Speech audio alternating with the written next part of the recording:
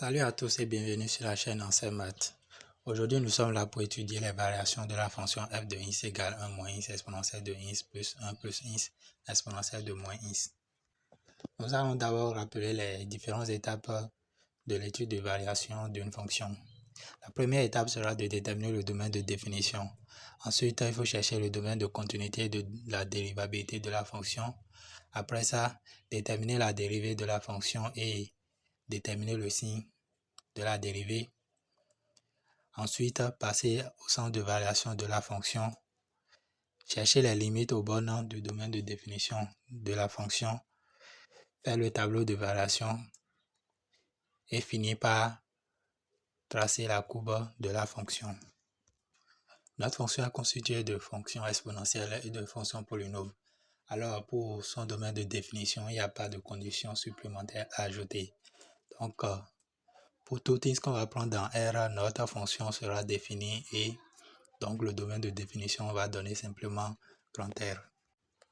La fonction exponentielle est continue et dérivable sur R et toute fonction polynôme aussi est continue et dérivable sur R. Alors la fonction f est continue et dérivable sur R comme somme de produits de fonctions continues et dérivables.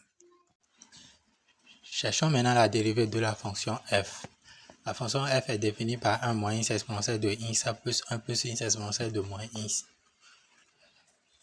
Nous allons d'abord chercher la dérivée de 1 moins x exponentielle de x et ensuite la dérivée de 1 plus x exponentielle de x.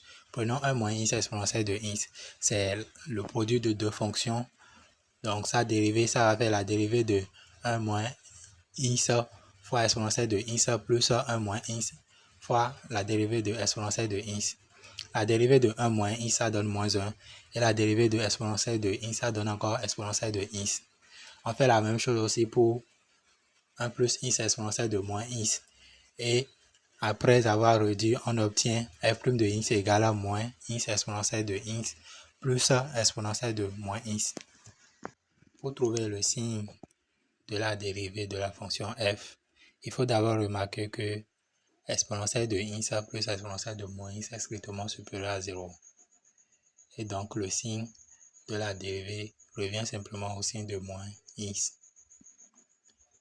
Et le signe de moins x, c'est positif de moins l'infini à 0 et de 0 à plus infini, c'est négatif.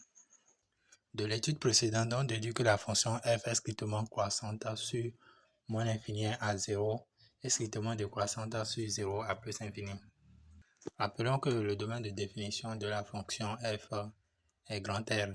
Donc pour chercher les limites aux bornes, il faut déterminer la limite en moins infini et la limite en plus infini. Nous allons commencer par la limite en moins infini. La fonction f est la somme de deux fonctions, donc nous allons d'abord chercher la limite de chaque terme et voir si éventuellement on n'a pas une indétermination. Nous allons d'abord calculer la limite quand x tend vers moins l'infini de 1 moins x exponentielle de x. Et cette limite, ça donne 0. Parce qu'on a la limite d'un polynôme fois exponentielle de x en moins l'infini. Ça donne toujours 0. De l'autre côté, on a la limite quand x tend vers moins l'infini de 1 plus x facteur de exponentielle de moins x. Ce qui donne moins l'infini. Car la limite quand x tend vers moins l'infini de 1 plus x, ça donne moins l'infini. Et la limite quand x tend vers moins l'infini de exponentielle de moins x donne plus infini. Donc ça fait moins l'infini fois plus infini, ce qui donne moins l'infini. De ces deux résultats, on obtient la limite quand x tend vers moins l'infini de exponentielle de x qui donne moins l'infini. Nous allons procéder de la même manière pour la limite en plus infini. La limite quand x tend vers plus infini de 1 moins x exponentielle de x, ça donne moins l'infini. Car la limite quand x tend vers plus infini de 1 moins x donne moins l'infini. Et la limite quand x tend vers plus infini de exponentielle de x donne plus infini. Donc là aussi on aura moins l'infini fois plus infini, ce qui va donner moins l'infini. De l'autre côté, on a la limite quand x tend vers plus infini de 1 plus x facteur de exponentielle de moins x. Cette limite donne 0. Car lorsqu'on calcule la limite en plus infini d'un polynôme fois exponentielle de moins x, ça donne toujours 0.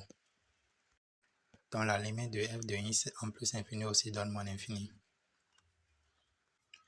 Alors il ne reste qu'à calculer f de 0 pour pouvoir tracer le tableau de variation.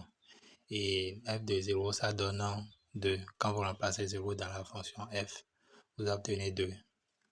La courbe de notre fonction à la lutte de la parabole que vous voyez. Chers abonnés, nous voici à la fin de la vidéo. Merci d'avoir regardé la vidéo et à la prochaine pour de nouvelles vidéos.